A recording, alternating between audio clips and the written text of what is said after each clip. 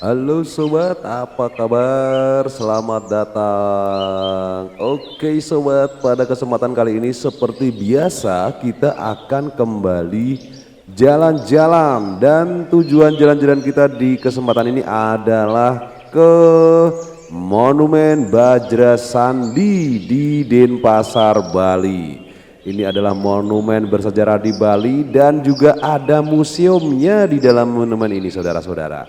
Perjalanan kali ini sebenarnya bukan acara saya ya, tapi saya menemani teman saya Mbak Sri dan suaminya yang sedang liburan ke Bali.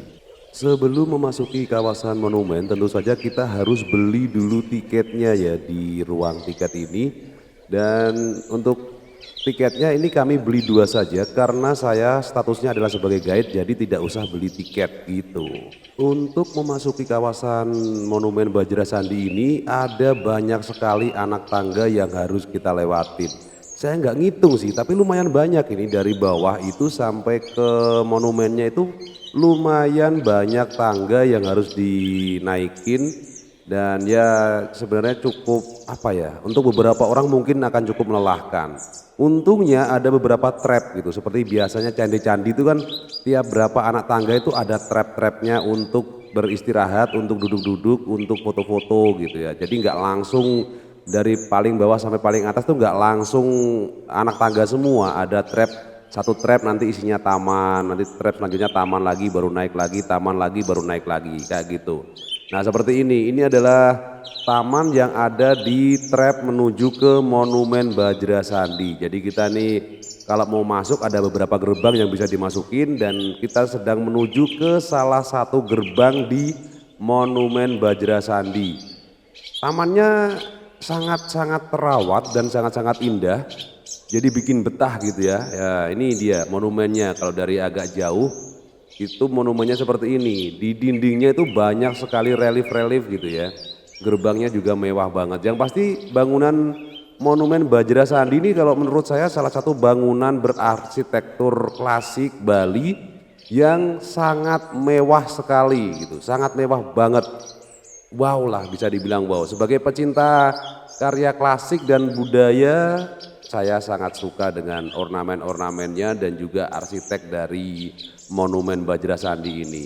Luar biasa menurut saya, sangat-sangat luar biasa. Penuh dengan ornamen dan relief dan juga ukiran-ukiran yang kualitasnya itu nggak kaleng-kaleng. Kualitas pengerjaannya halus banget, rumit banget dan mantap.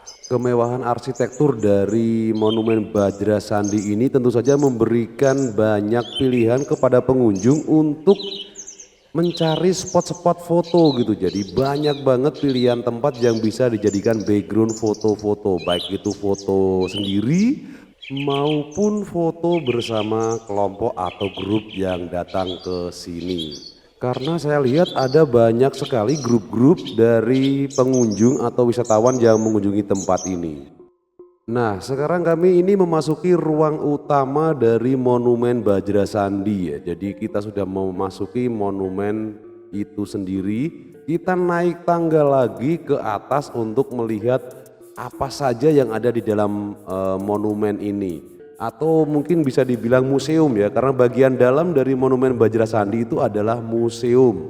Museum yang menceritakan tentang sejarah Bali sejak dari zaman purba sampai dengan zaman modern. Di dalam nanti kita akan melihat semacam relief ya, bukan relief, kayak semacam diorama gitu loh, diorama perjalanan sejarah Bali dari zaman purba sampai zaman modern, zaman terkini gitu. Diorama pertama menceritakan kehidupan di Bali pada zaman purba, di mana orang-orang Bali pada masa itu masih mengandalkan hasil dari alam, baik berburu maupun buah-buahan dari hutan.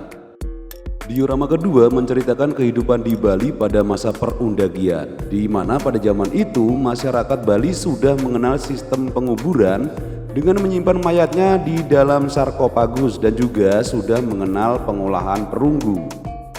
Diorama ketiga menceritakan tentang zaman Stupika dan Prasasti Sukawana, di mana terlihat para pertapa yang sedang bersemadi di ceruk-ceruk dan juga terlihat seorang pendeta yang sedang keluar dari asramanya. Diorama keempat menceritakan tentang Resi Markandia yang sedang menyerahkan Pancadatu kepada pengiringnya. Sementara di bagian lain terlihat beberapa ekor lembu putih dan kesibukan warga desa Taro Gianyar yang sedang membangun Balai Agung. Diorama kelima memperlihatkan Sri Kesari Warmadewa yang sedang menyaksikan pembuatan tugu kemenangan Jaya Stamba di Blanjong Sanur untuk memperingati kemenangannya di daerah Gurun dan Sual. Diorama keenam memperlihatkan Sri Ratu Gunapriya Dharmapatni dan suaminya Sri Darmo Dayana Warmadewa saat sedang dihadap oleh para pembesar kerajaan di Balairung Istana. Diorama ketujuh menceritakan tentang konsep kahyangan tiga dari Empu Kuturan. Tampak Balai Agung, Meru, dan Merajapati sebagai simbol dari Pura Desa, Pura Puseh, dan Pura Dalem.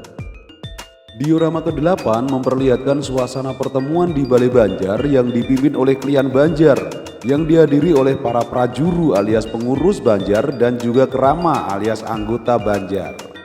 Diorama ke-9 memperlihatkan sistem Subak, yaitu pembagian air dalam sistem irigasi tradisional Bali dari abad ke-11 yang dipimpin oleh Klian Subak beserta dengan pengurusnya.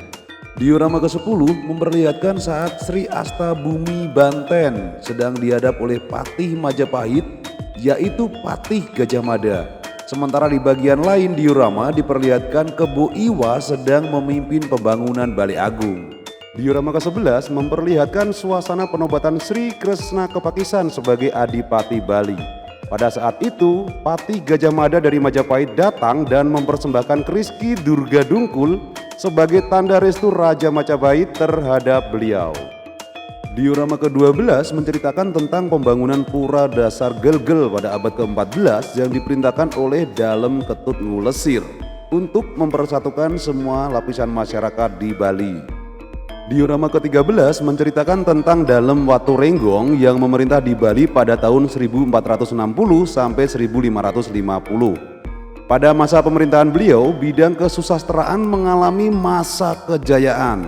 Tampak dalam diorama, raja dan pejabat tinggi kerajaan sedang menyaksikan pembacaan lontar dan juga berbagai atraksi kesenian lainnya. Diorama ke-14 memperlihatkan Dang Hyang Nirarta saat beliau sedang membaca hasil karyanya di pantai sambil menikmati keindahan alam di sekitarnya. Di bagian lain diorama tampak bangunan Candi Padmasana dan juga Gunung Agung. Diorama ke-15 memperlihatkan peninggalan masa kejayaan kerajaan-kerajaan di Bali pada periode abad ke-17 sampai abad ke-19. Di antaranya adalah Kertagosa di Klungkung, Taman Sukasada di ujung Karangasem, dan patung Singa Ambara Raja sebagai lambang Kerajaan Buleleng. Diorama ke-16 memperlihatkan suasana saat Patih I Gusti Ketut Jelantik dari Kerajaan Buleleng merobek surat Gubernur Jenderal Belanda dengan keris di depan Raja Klungkung dan utusan Belanda. Diorama ke-17 menceritakan tentang Perang Jagaraga pada tahun 1848 sampai tahun 1849.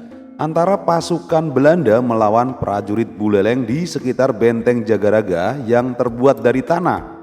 Dalam serangan yang pertama pasukan Belanda banyak yang gugur, namun dalam serangan yang kedua pasukan Belanda berhasil mendesak pasukan Buleleng sehingga terjepit dan Patih Jelantik beserta pasukannya mundur.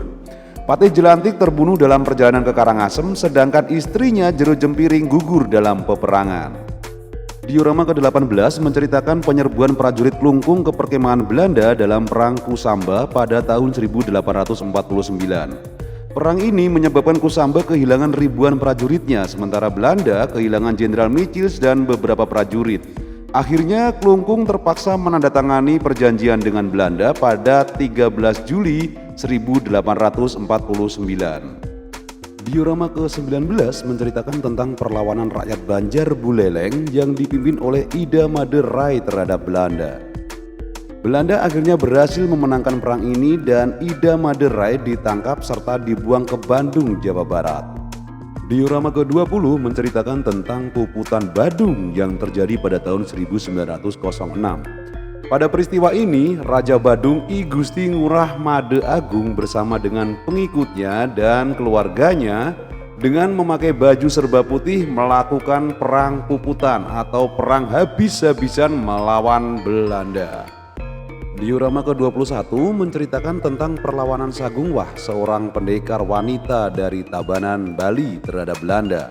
Setelah kematian Raja Tabanan, I Gusti Rai Perang yang merupakan kakak beliau. Nampak dalam diorama, Sagungwah sedang membakar semangat dan memberikan perintah kepada Laskar Tabanan untuk menghadapi serangan pasukan kolonial Belanda. Diorama ke-22 menceritakan tentang Puputan Klungkung, yaitu perang habis-habisan Laskar Kerajaan Klungkung melawan serdadu Belanda di depan Istana Semarapura. Dalam pertempuran ini, hampir semua keluarga Kerajaan Klungkung gugur bersama dengan para pengiringnya. Diorama ke-23 menceritakan tentang bangkitnya organisasi pemuda di Bali pada periode tahun 1923 sampai tahun 1928. Yang diprakarsai oleh pemimpin kelompok pemuda di Bali. Tampak dalam diorama, para pemimpin pemuda dari kalangan guru, pegawai, dan tokoh masyarakat sedang rapat di salah satu ruangan sekolah untuk membahas pembentukan organisasi pemuda di Bali. Diorama ke-24 menceritakan tentang kehidupan rakyat Bali pada masa pendudukan fasisme Jepang tahun 1942 sampai 1945. Pada masa itu, rakyat Bali dipaksa melakukan kerja paksa atau romusa di bawah siksaan tentara Jepang. Antara lain adalah membuat jalan dan mengangkut barang-barang kebutuhan perang Jepang. Diorama ke-25 menceritakan tentang penyebarluasan berita proklamasi kemerdekaan Indonesia di Bali. Berita tentang kemerdekaan Indonesia yang diproklamirkan oleh Soekarno-Hatta di Jakarta tidak segera diketahui oleh seluruh lapisan rakyat Bali. Kedatangan Mr. I Gusti Ketut Puja dari Jakarta pada tanggal 23 Agustus 1945 dengan mandat sebagai Gubernur Sunda Kecil secara resmi menyampaikan berita kemerdekaan kepada rakyat Bali. Diorama memperlihatkan saat I Gusti Ketut Puja menyerahkan surat mandat dari Jakarta kepada Menseibu atau penguasa Jepang di Singaraja dan sekaligus dilakukan pengibaran bendera merah putih menggantikan bendera Jepang. Diorama ke-26 menceritakan tentang pembentukan Pusat Komando Pemuda Republik Indonesia pada September 1945. Setelah secara pasti rakyat Bali mengetahui proklamasi kemerdekaan Indonesia, maka segera dibentuk badan-badan perjuangan yang dimotori oleh pemuda dan pelajar. Semua badan perjuangan yang ada di kota Denpasar bermarkas di selatan alun-alun Puputan Badung dan diberi nama Pusat Komando Pemuda Republik Indonesia. Dari gedung inilah segala koordinasi kegiatan perjuangan dikendalikan untuk menghadapi kedatangan Belanda dan sekutu. Diorama ke-27 menceritakan peristiwa bendera di Pelabuhan Buleleng pada tanggal 27 Oktober 1945. Yaitu peristiwa tembak-menembak antara pasukan Belanda dari kapal Abraham Green dengan para pemuda di Pelabuhan Buleleng yang disebabkan karena para pemuda menurunkan bendera Belanda dan menggantinya dengan bendera merah putih. Dalam peristiwa itu, I Ketut Merta, pemuda dari Banjar Lili Gundi, gugur sebagai kusuma bangsa. Diorama ke-28 menceritakan tentang pertempuran laut di Selat Bali pada tanggal 4 Maret 1946. Rombongan Alri yang dipimpin oleh Kapten Markadi melakukan penyusupan ke Bali dan tertangkap basah oleh dua kapal patroli Belanda. Pertempuran laut antara pasukan Alri dengan Belanda pun tidak dapat dihindari. Pasukan Kapten Markadi memenangkan pertempuran ini dan kembali ke Banyuwangi untuk kemudian kembali menyusup ke Bali. Diorama ke-29 menceritakan tentang serangan terhadap Tangsinika di Denpasar. Pada tanggal 18 April 1946 diadakan rapat di Pagutan Kute untuk merencanakan serangan terhadap Tangsinika yang ada di Kayumas, Kereneng, dan Satria. Pemuda Ida Bagus Japa gugur dalam penyerbuan ke Tangsinika di Kayumas. Diorama ke-30 menceritakan tentang pembentukan Dewan Perjuangan Rakyat Indonesia Sunda Kecil. Sesuai dengan perintah dari Markas Besar Tentara Indonesia, tanggal 16 April 1946 diadakan rapat di Munduk Malang yang dihadiri oleh perwakilan para pejuang di Bali. Dalam pertemuan ini disepakati untuk membentuk Markas Besar Umum Dewan Perjuangan Rakyat Indonesia Sunda Kecil di bawah pimpinan I Gusti Ngurah Rai. Diorama ke-31 menceritakan tentang pertempuran Tanah Aron pada tahun 1946. Sebagai bagian dari perang gerilya, induk pasukan Dewan Perjuangan Rakyat Indonesia Sunda Kecil memutuskan melakukan long march dari Munduk Malang menuju ke Gunung Agung. Saat tiba di Tanah Aron, kontak senjata dengan Belanda tidak dapat dihindarkan. Dalam pertempuran itu, 82 tentara Nika tewas, sementara di pihak pejuang tidak ada yang menjadi korban. Diorama ke-32 menceritakan tentang pertempuran Margarana atau Puputan Margarana pada 20 September 1946. Pada pertempuran ini, Nika melakukan serangan udara dari pesawat intai Piper Cup. Karena posisi pertahanan yang terbuka, maka pasukan Ciung Wanara dengan mudah dibombardir melalui serangan darat dan udara. Pertempuran berlangsung dari jam 12 siang sampai jam 5 sore, mengakibatkan seluruh pasukan Ciung Wanara gugur, kecuali pejuang yang bernama Gusti Konolan yang berhasil diselamatkan oleh rakyat. Diorama ke-33 menceritakan tentang pembangunan di Bali dalam mengisi kemerdekaan dari tahun 1950 sampai 1975. Pada konferensi meja bundar tanggal 27 Desember 1949, pemerintah Belanda mengakui kedaulatan Republik Indonesia Serikat. Dan pada tanggal 17 Agustus 1950, Republik Indonesia Serikat diubah menjadi Negara Kesatuan Republik Indonesia. Pada tanggal 14 Agustus 1958, pemerintahan di Bali dipisahkan dari Provinsi Nusa Tenggara dan menjadi Provinsi Bali. Pembangunan daerah Bali berlandaskan pada kebudayaan yang dijiwai oleh agama Hindu yang mengutamakan bidang pariwisata, kebudayaan, pendidikan, dan pertanian. Oke sobat, demikianlah jalan-jalan kita kali ini. Semoga video jalan-jalan ke Monumen Bajra Sandi dan pengenalan sejarah Bali melalui diorama di dalamnya ini bisa membuat sobat lebih mengenal dan lebih mencintai Bali. Terima kasih sudah menonton. Jika berkenan, tinggalkan jejak dengan klik like, subscribe, hidupkan loncengnya, dan bagikan video ini supaya semakin banyak yang mendapatkan manfaatnya dan channel ini juga bisa semakin berkembang. Sampai jumpa di video selanjutnya. Salam dari saya Eros Doni and bye.